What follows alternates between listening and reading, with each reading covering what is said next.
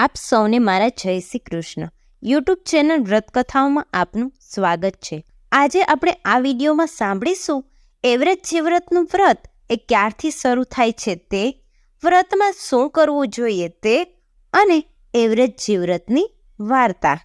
Average જીવવ્રતનું વ્રત અષાઢ વદ તેરસથી અમાસ સુધી 3 દિવસ કરવાનું વિધાન છે. વ્રત કરતાએ મીઠા વિનાનું ભોજન લઈ અને એકટાણું કરવું, જાગરણ કરી માતાજીના ગરબા ગાવા અને માતાજી સમક્ષ અખંડ દીવો પ્રગટાવેલો રાખવો. વ્રતથી અખંડ સૌભાગ્યની સાથે સંતાન સુખના આશીષ પ્રાપ્ત થવાની માન્યતા છે. આ વખતે એવરેજ જીવવ્રત વ્રત એ 2 ઓગસ્ટથી શરૂ થઈને 4 ઓગસ્ટ સુધી રહેશે. આ વ્રતને દિવાસાનું વ્રત પણ કહેવામાં આવે છે. દિવાસાનું વ્રત કરનાર સ્ત્રીને એ વ્રત અને જીવવ્રતમાં અખંડ સૌભાગ્યના આશીષ આપે છે. દિવાસા એટલે કે દિવાસો, દિવાસાના દિવસ સાથે એવરેજ જીવવ્રતનું વ્રત પણ સંકળાયેલું છે. અષાઢ વદ તેરસથી શરૂ થતું આ વ્રત અષાઢી અમાસ એટલે કે દિવાસાના દિવસે પૂર્ણ થાય છે. સૌભાગ્યવતી સ્ત્રીઓ આ દિવસે જવારાની પૂજા કરી અને તેમની પાસે દીવો પ્રગટાવે છે. એટલા માટે પણ આ દિવસને દિવાસો કહેવાય છે. દિવાસાના દિવસે એક વ્રતની પૂર્ણાહુતિ થતાં જ બીજા વ્રતની શરૂઆત થાય છે. દિવાસાના બીજા દિવસે એટલે કે શ્રાવણના પહેલા દિવસથી દશામાના વ્રતની શરૂઆત થાય છે.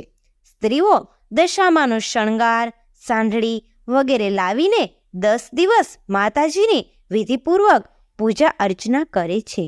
એવરેજ જીવવ્રત વ્રતની આ જ ખાસિયત છે, કારણ કે કોઈ પણ સામાન્ય વ્રતનું જાગરણ એ 24 કલાક સુધી ચાલતો હોય છે. જો કે આ વ્રતનું કુલ 36 કલાકનું જાગરણ કરવામાં આવે છે.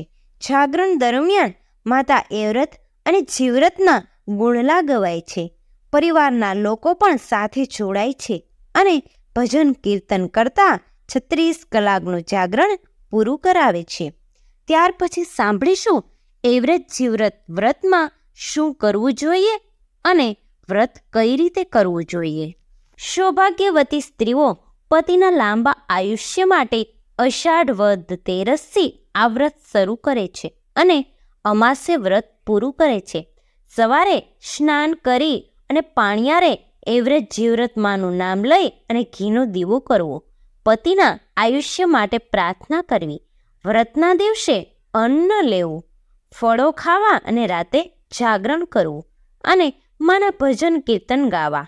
આ વ્રત 5 વર્ષ સુધી કરવું.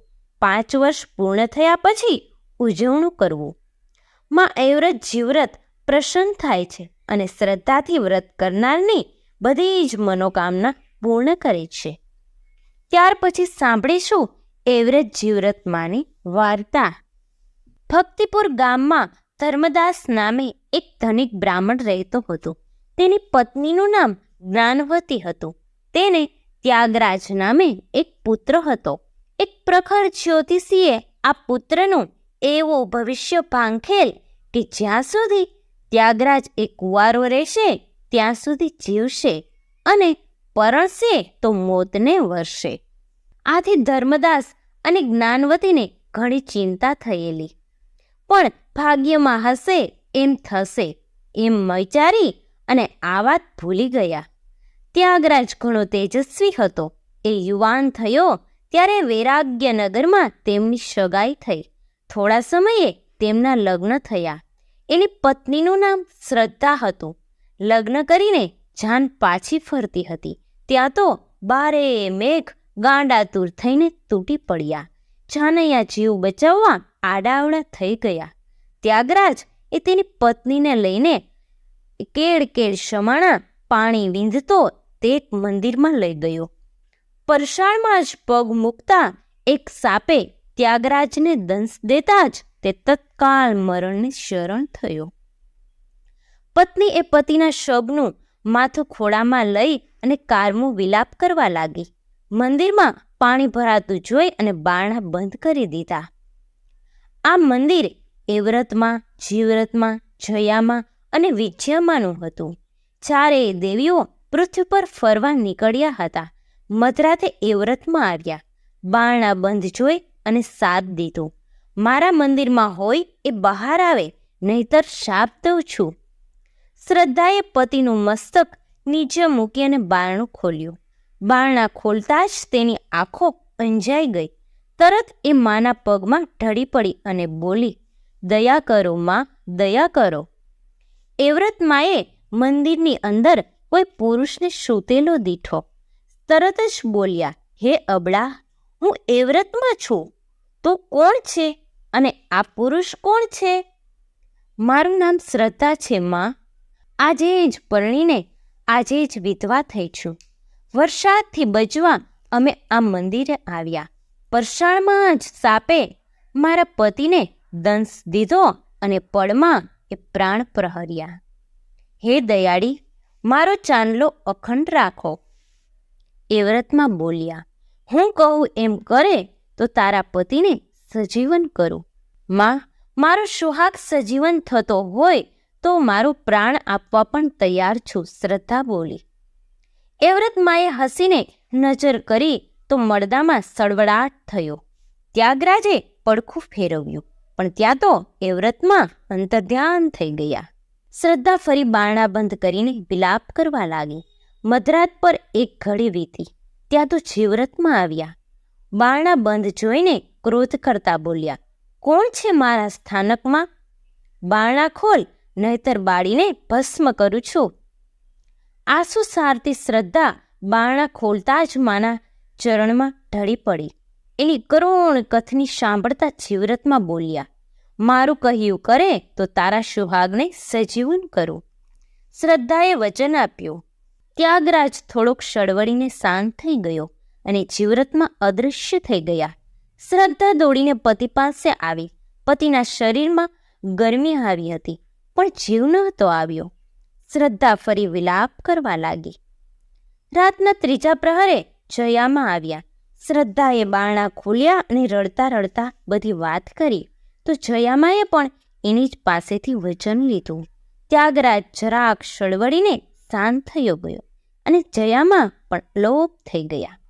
શ્રદ્ધાના રુદનનો અંત ન આવ્યો. ચોથા પ્રહરે વિજ્યામાં આવ્યા. શ્રદ્ધાએ માને પગે લાગીને પોતાના પતિને સજીવન કરવા આજીજી કરી. ત્યારે વિજ્યામાએ પ્રથમ વચન લીધું, પછી એના પતિ પર હાથ ફેરવ્યો.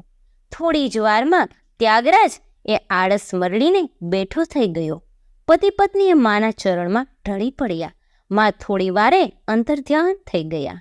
શ્રદ્ધાએ પોતાના પતિને ચારેય વચનની વાત કરી.